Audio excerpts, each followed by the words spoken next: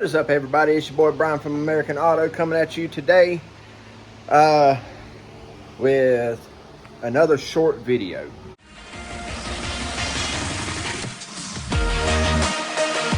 This week it ain't even gonna be about cars, but I figured I needed to get something in here in a short video about cars. So if y'all know this channel, you know I bought Project Dan right there a few months ago, and I've been driving it around. Well, I noticed the other day when I went to Harbor Freight, on the way back it started getting real sluggish, right? Not wanting to run right, not wanting to act right, like it's building up compression, and it had some blow by. Well, if you know cars, especially these old carbureted cars, you'll know that a lot of times when you think it's blowback because the engine's wore out, but you know it runs entirely too good to be worn out, that it's going to be something restricting flow out. And, well, if you remember when I first got the truck, I cut the exhaust off of it and left a catalytic converter. So what y'all been hearing this truck run has been just the catalytic converter. Well, we call them turtles here. We call them exhaust turtles. Let me show you. Anybody gets bent out of shape, this is a 1983, so it's way past the whole having to have a catalytic converter issue.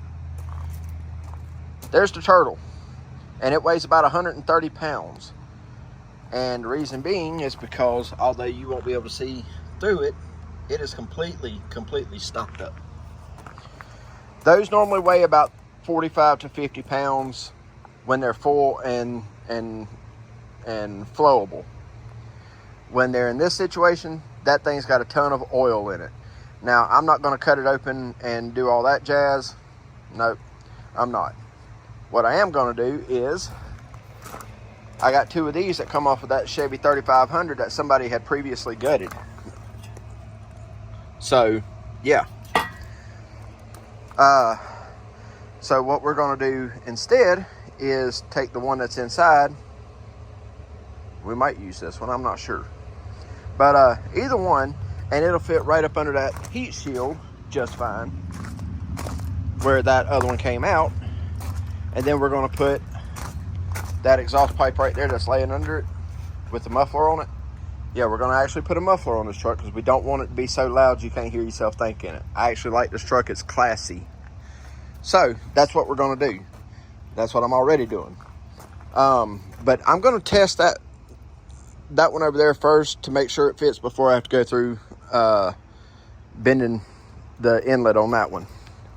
I have a flange tool to be able to do that, so I'll bring you guys back in a second. When you're working on a older truck like this that has an HEI distributor in it, I learned this very recently, so I'm going to pass it on to you guys so that way y'all don't have to pay, you know, between $50 and $80 for a spark igniter to go inside the HEI distributor.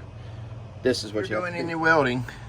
Disconnect your battery terminals, and I got to take that off and clean it anyway. Why does that do that?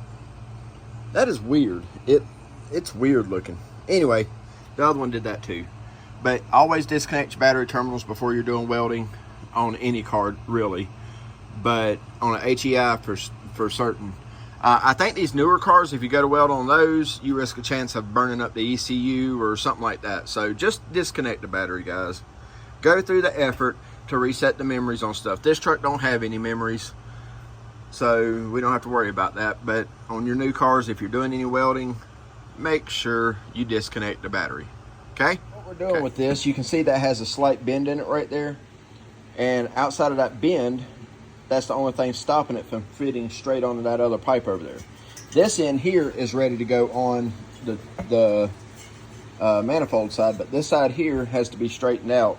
So that's what that tool there is. All right, that just slides down in there, hit it a few times with some Ugga Duggas, and it'll straighten that edge right there right on out. And I mean, if you're trying to really swell the pipe, you want to put some heat on it. But if not, if you're just doing this, it should be okay. There we go, one hit, got it done. All right, so getting all the tools out from under here right at the moment, and I'll hop under there and show you how it turned out. So give me 1 second to pick all this up. You can see that catalytic converter there, that is hollow. welded on both ends. I know that weld looks janky, but I had to fill a gap. Anyway, so we come on back.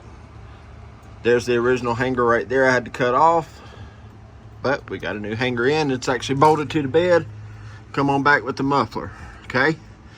Now, we haven't fired it up yet, so I don't even know what it's gonna sound like. So we'll do that next and I'll show you guys. All right, so we're gonna bring the Y pipe over here that I cut off this dude here and put it back over here up against the wall.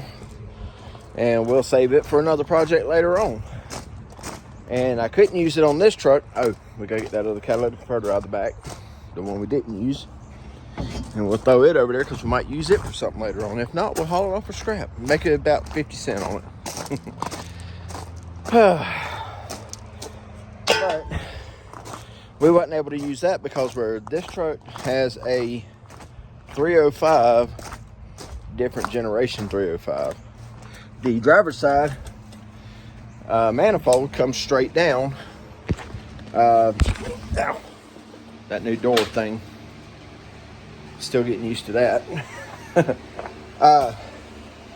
But the 305 from Canada has a different exit for the manifold than the passenger side. So it comes down at a different angle in a different place. As opposed to the American 305s and 350s all come out angled at the back. And then once you get to the older, like the Corvette manifolds from the 60s, they dump in the center. Those are what you call your ram horn style. But, you know, that's a class for another day. So let's put this battery terminal back on here. And no arcing. All right. 1/2 inch. Yeah, I know I didn't clean it. So sue me. Can't see it. Now, sometimes, guys, you want to take this and run it all the way around on that positive until you hit the side here. It makes for a nice show. All right, let's see if we can fire this beast up and make sure I didn't fry nothing. See how she sounds. Probably super quiet.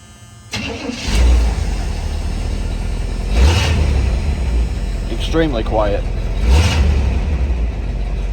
That ain't what I was looking for.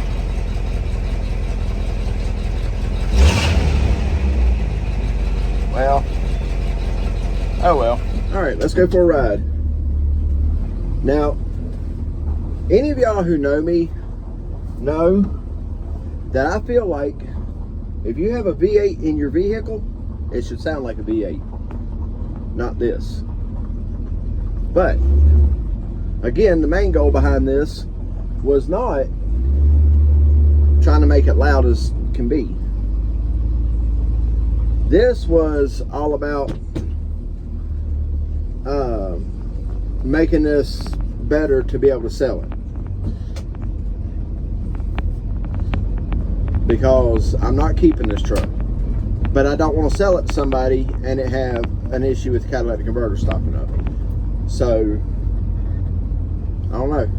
I'll bring you guys back in just a minute. There you have it, guys. That made all the difference in the world. I can smell it burning off some of that oil that was left on that old exhaust, but outside of that, she's running good. See how smooth it is up under there? That's all it is. Nothing major. Dude, it's blowing water out of that. Oh, actually, no, that's out of here. Never mind. Anyway, so guys, yeah, this truck still runs super good. Super good. No oil leaks, nothing major, not all beat up. And the longer I keep it, the more I'm going to do to it, the more I'm going to do to it, and the more the price is going to go up. So right now it's $3,000, guys, if anybody wants it. And somebody had asked before, did I think it would make it 500 miles? Well, I'll tell you this, I've put way more than that on it since I've been driving it around here, so I don't see why not. And what's crazy is the more you drive it, the better it feels. Got one spot right there on the inside.